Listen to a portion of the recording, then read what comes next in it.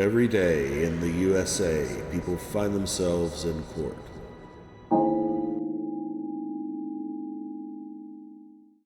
I'm on Armando Alvera. Thank you, Judge. What is it we're doing, if anything? May we approach him? Yeah. May I? Why He's not? present. Who's to say otherwise? You can, Judge. You certainly Oh, can. I can. You certainly may. Last time I checked the rule book, I don't have that option at home. that's the difference. That's why we find you here so much, Your Honor. Armando, what is this? Yeah. Brian's gonna stand in for me. Stand back. Stand back. You're just throwing in the towel? I'll tell you, Not at all. tell you what the weather forecast is this week. Not at all. What we have here on 8/27 was a probation order that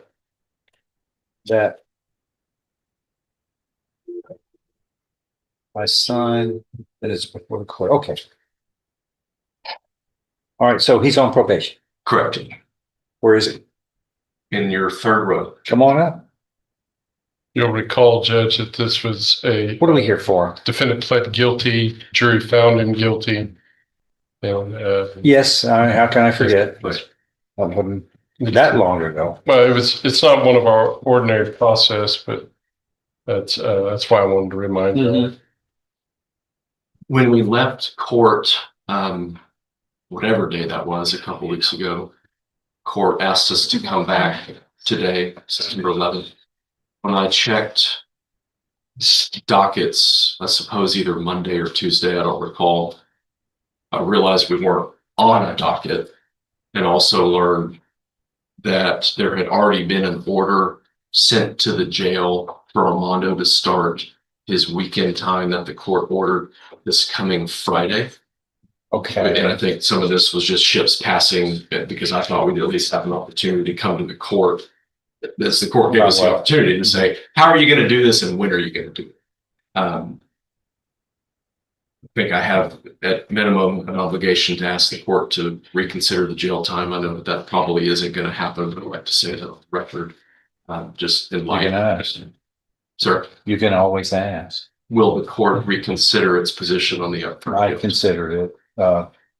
I've considered it fully from the outset, and the statute is, I think I had made some comment about the statute that was enacted in what is one of the most humanitarian statutes the legislature has ever done. Generally, they don't write statutes where people who are involved in an accident but had nothing to do with the cause of the accident have an obligation to help just because you're involved in it, and you have an affirmative duty. And here, of all things, we've got it wasn't like somebody got a little bump on it, they sprained an ankle. It's death. And the statute, the spirit of the statute would be meaningless if there wasn't some appreciation to the responsibilities that are necessary behind the enactment of that, and why people are supposed to help others. And it's a shame that that has to be legislated, that when you're involved in an accident, that that you're ordered, and you could be indicted for not following the orders of staying at the scene, trying to help, and if you can't help, get help. None of that was done. He fled. Others had to take care of the mess. And plus he was intoxicated. He was operating a motor vehicle on the roadway there, there were multiple things that are bad. And I'm the sanctity of life and the value of life cannot be appreciated if the statute it's not appreciated if the statute isn't followed and people are held accountable. When by the facts, they are shown to be culpable, and you were convicted. The jury, even though they didn't order you to go to prison, you were convicted of this crime, which is a serious second-degree felony. And the sanctity of life would seem to be lessened if this court didn't assess punitive measures. And certainly nobody wants to go to jail, but he was looking at what the legislature enacted as possibly 20 years in prison. Mhm. So it's serious, and if it would have been maybe a lesser set of injuries, it might be different. But no, the value of life, you can't put a price on it. So it leans toward the high end of what I am allowed to do on probation terms, and that is assessed 180 days in the county jail. And that is going to continue to be assessed. Now, the court may curtail it because I've got it under probation. I might end it sooner than its natural length, but this court is, by its orders, not only bases it on the circumstances in this case, but it sends a message as well, like all assessments of resolvements of cases, for the public to see what can happen, what's important, what has serious consequences. And truly in this one, these were serious. Shouldn't have ever been in. Shouldn't have been prosecuted 3 times. Should be behind a 4,000-pound missile. But nonetheless, you're involved in an accident and you have a duty to help. Stand by and stand vigilant. I think that save them. Shouldn't flee, and people have to go find you. And those are all negative circumstances for something like this. So the court assessed 180 days, which is the most I could say as a condition of probation. And at this time, I'm not changing. I know. We'll see how things work out, but The second request, Yes. Judge, if I may, is to allow Mondo to begin the time next weekend. He is, if I'm stating this correctly, completing a job that involves flooding about 150 acres related to crawfish farming. It's a big job. I think the court would appreciate that if he can have the time to finish that instead of State- starting tomorrow. State have anything to say? I don't have any objections, Judge, as long as he does the The job. court.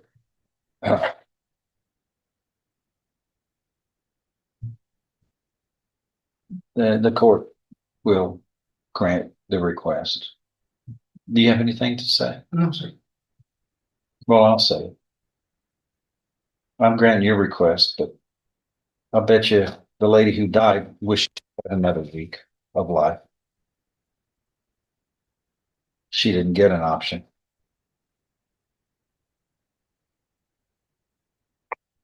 Hopefully,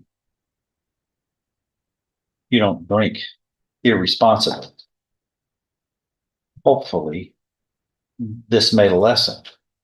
Hopefully, you don't drive irresponsibly, intoxicated. And hopefully, if you're involved in an accident, you stop and do the decent thing, and that's stop and try to render aid, try to get help, medical help, which are all mandates of the statute.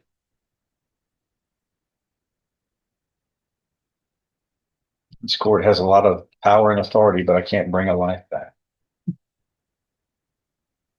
But we can take measures that send a message and an example, and also try to serve the ends of justice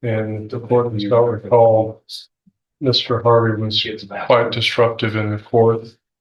And it took quite some time before we could get his result. And I believe, I'm stating all that to remind Your Honor, because I believe that was one of the reasons. I'll have a why you said report that in the in file. He might be waiting to be scanned, Judge. What was the result? I'm He looking was at it. positive for THC, Judge, is my recollection. I was in trial in Orange County. Hold on. I got it. Oh, you are?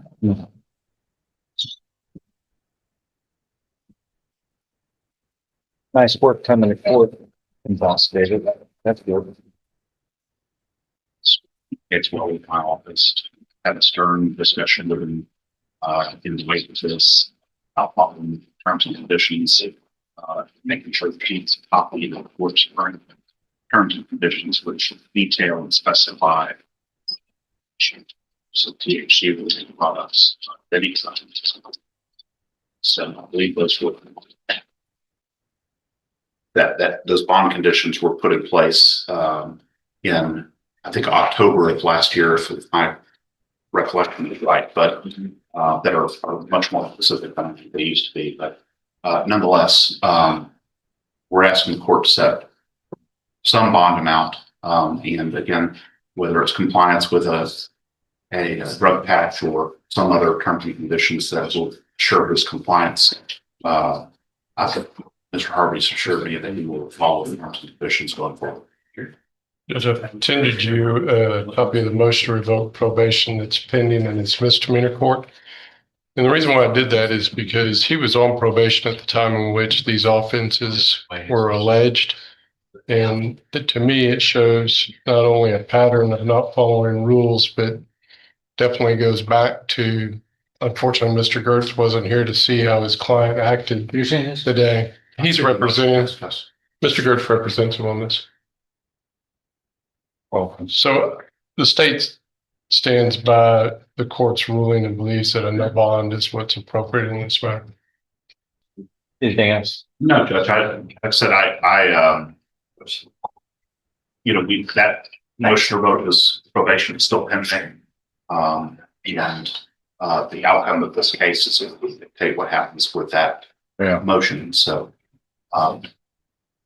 but again, we're asking for to set I believe his previous bond was $10,000 in these cases, if I'm not mistaken. We're asking the court to set a bond and bond conditions that are appropriate and that he can comply with it.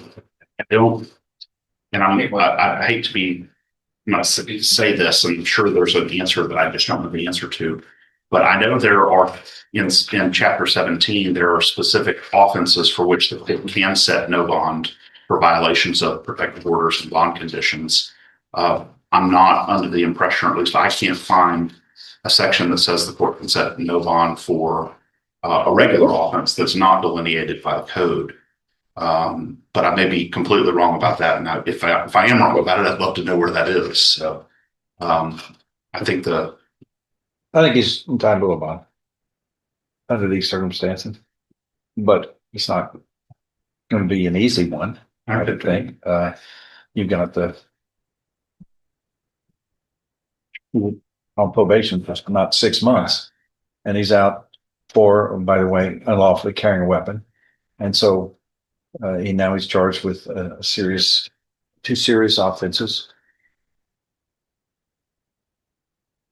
of assaulting a public servant. Yeah. Oh, thank you very much. And illegal possession of.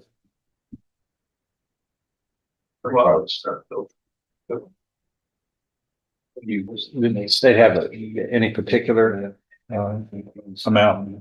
The whole reason why I provided the motion for both probation deal is so that the court was aware that this man's already been given several opportunities to follow sets of rules. I don't know that there is a set of rules that we can give him to ensure that he's not going to either break the law or consume drugs of some kind. I mean, I see a pattern and I'm concerned. That's so I always will respect whatever the court decides.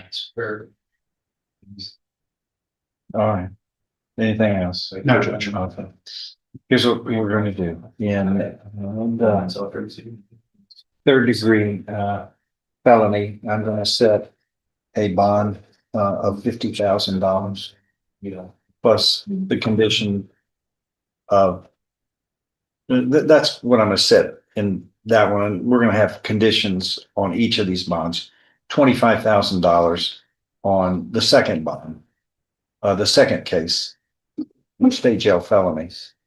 And number one, you're gonna have to have a drug patch at all times as a condition of bond. It will test you, and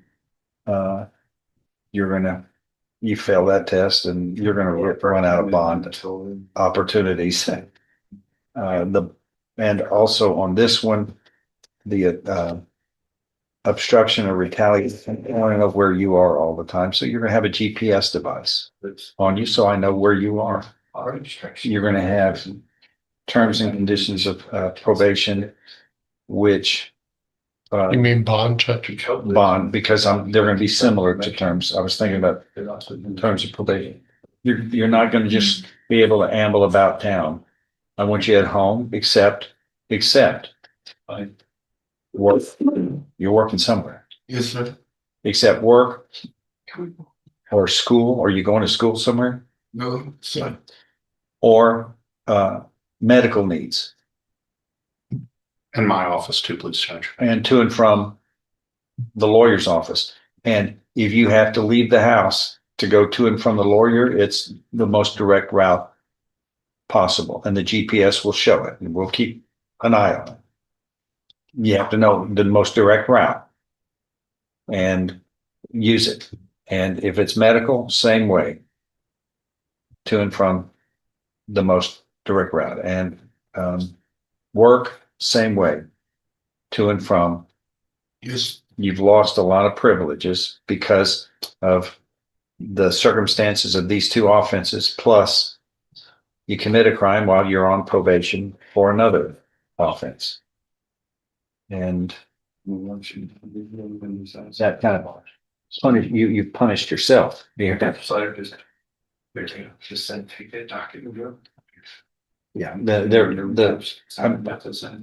that the misdemeanor people are going to wait on what happens here. Yes, sir. Did you need this back? No, sir. I like the court being informed. Did we miss an I dotted or a T crossed? Not in my opinion, Judge. Trial date shows to be December 8th at this stage, too. Where do you work, sir? I work in Moya Merida, driving trucks, And how much do you make an hour? 22. Okay, well, that's almost $50,000. How long have you been working there? Well, yeah, Okay. Well, so you were working there when this happened? Maybe not. No, Judge. Was this before? This was Did you get a job after all of this? this is Well, that's a lot of money that you'd lose if you go to prison, probably. And you got a lot to lose by committing crimes. It has consequences. Some consequences are forever. You carry that around forever. A conviction, felony conviction, you'll carry it around like carrying around a body. It's just wears you down. You lose opportunities and rights and privileges. that's why. And I don't understand. You don't think, of course, I'm sensitive about presumption of innocence. I'm intimately familiar with that, and I believe that. But why would anybody, it's a rhetorical question, why would anybody think assaulting an officer or a police officer is would be a benefit in any way to you? And while and then the drug thing, and then you're carrying around drugs, and that's foolish. I understand that. Thank you. Where'd you get your drugs from? Daddy checked me. It's rhetorical. See, he says, don't answer. Why do you think he said that? Because he knows it's wrong too. We all know it's wrong. But you know it's wrong. Illegal drugs are wrong. We just put some lady in jail this morning for testing positive for drugs. But mistakes have consequences. You have parents, right? Yes. Were they good parents? Yes. Did they teach you that mistakes have consequences? You pay for mistakes. You do well, you get rewarded. That's right. You do well, you get rewarded. If you make a mistake, you're gonna get your hand slapped. Or you're in swat. You know, there's somebody's gonna spank you. But why do we do that? That's because we want people to make the right choices. And those are three bad choices that they're talking about here. Okay, fix that. Thank you, Judge. Can you? Yes, Can you sir. fix it? Yes, sir. All right. Yeah, that's some people come up here and they're not capable. There's no hope. I think you know better. You do. You're able. That's what's frustrating about it. You know what the right thing is. Do it. It's so much easier for you, your family, everybody you touch in life. You want to make proud of your actions. You got to do that one step at a time, every day in the right direction. That's success. Okay. Yes, Do sir. it. Oh, anything else? No, thank you, Judge. That is all.